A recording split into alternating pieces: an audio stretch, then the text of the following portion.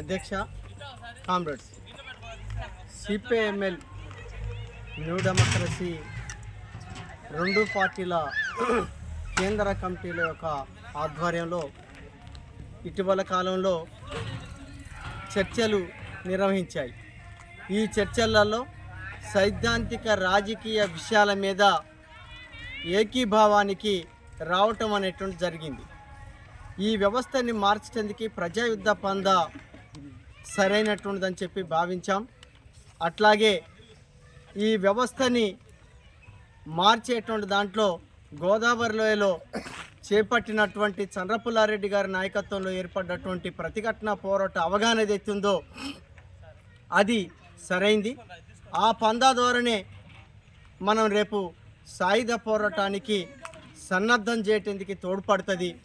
అట్లాంటి మార్గమే సరైందని చెప్పి ఒక అవగాహనకు రావటం జరిగింది. అట్లాగే 2013లో విడిపోవటం అనేటువంటిది చీలిక జరగటం అనేటువంటి జరిగింది. అట్లాంటి చీలికలు సరైనటువంటివి కావు. ఏమున్నా సిద్ధాంతపరంగా రాజకీయంగా ఏకీభావం ఉన్నప్పుడు చీలిక అనేటువంటిది అది విచ్ఛిన్నానికి, ప్రజల ఐక్యతకి నష్టానికి దారితీస్తుంది.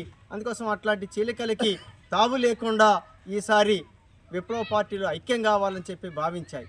అట్లా అందులో భాగంగా ఎస్వి వర్గంతో ఐక్యం అవుతున్నది. 28వ తారీఖున హైదరాబాదులో సదస్సు నిర్వహించి ఈ సదస్సులో ఈ విషయాన్ని ప్రకటించడం అనేటువంటిది జరుగుతున్నది. ఈ ఐక్యత దేనికి తోడ్పడుతుందంటే దేశాన్ని పరిపాలన చేస్తున్నటువంటి మతోన్మాద బీజేపీ మోడీ ప్రభుత్వం ఏదైతే ఉన్నదో అది రైతు వ్యతిరేక, కార్మిక వ్యతిరేక, విద్యార్థి వ్యతిరేకమైనటువంటి ఒక వైఖరిని చేపట్టాది. ఇవాళ ఆదివాసీ గిరిజనుల మీద దాడుల్ని కొనసాగిస్తూ తన దోపిడీని యథేచ్ఛగా కొనసాగిస్తున్నటువంటి ఒక వైఖరి అనేటువంటిది అది చేపట్టాది.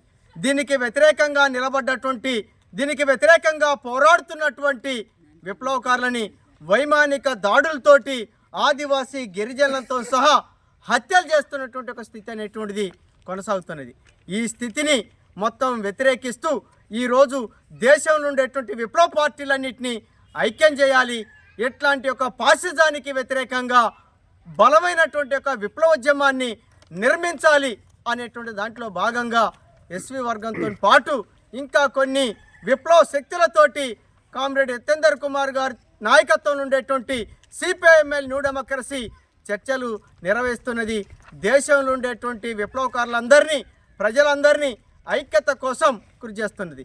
ఈ ఐక్యతని విప్లవకారులు, విప్లవ అభిమానులు స్వాగతిస్తున్నారు, అభిమానిస్తున్నారు.